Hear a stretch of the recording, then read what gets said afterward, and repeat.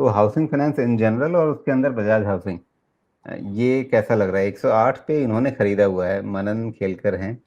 और क्या करना चाहिए? टाइम की समस्या नहीं है, लंबे अवधि के बारे में ही सोच रहे हैं ये।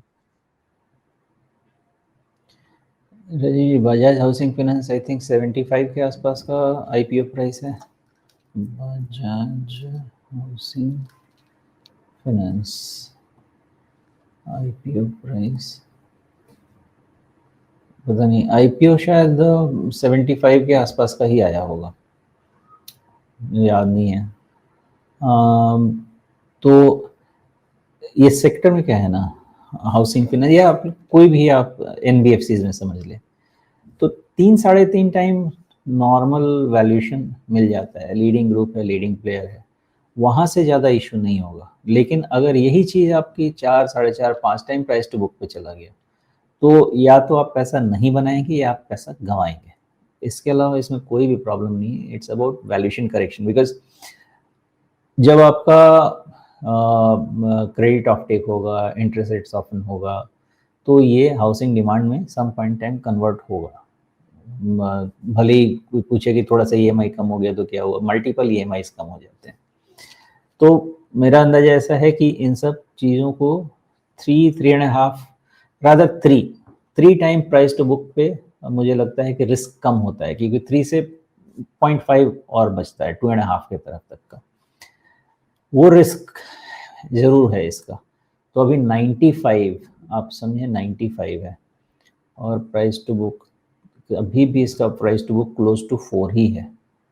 तो 4 है तो 10%, 20%, मतलब अगर सेफ्टी लेना है तो 20%, तो 95 माइनस 20%, 75 का प्राइस बन जाएगा। तो देखिए, वही मैंने कैलकुलेट करके रखा था कि 75 के आसपास का एक ऐसा ये लेवल होगा जहाँ पे अपना ये वैल्यूएशन करेक्शन खत्म कर लेगा, और फिर वहाँ से जैसा इसका ग्रोथ होगा इवैल्यूएट कर सकते हैं।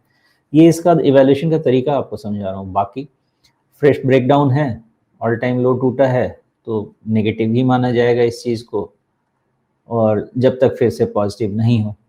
पॉजिटिव होने में अब इसको, पॉजिटिव हो के भी सिंपल सी बात है राजीव जी, जब तक ये फिर से अपना at least 50 DMA may be even 200 DMA जब तक ये सब कॉन्कर नहीं कर लेता है, एक ट्रेंड स्टैब्लिश नहीं कर देता है कि डब्ल्यू शेप रिकवरी में जाएगा, तब तक स्टे अवे रहना चाहिए, वेट एंड वॉच रहना चाहिए। जी, तो ये बिल्कुल अपने आईपीओ प्राइस की तरफ भाग रहा है क्या? 70 पर आया था आईपीओ। मैंने बहुत समय पहले, हमारे जो अलर्ट्स लगा रहता है वैल्यूएशन बेस का या जो भी लगा के रखते हैं, तो मैंने, मुझे आता कि 75 का ही हर बार मैं डिस्कशन करूंगा वहाँ पे।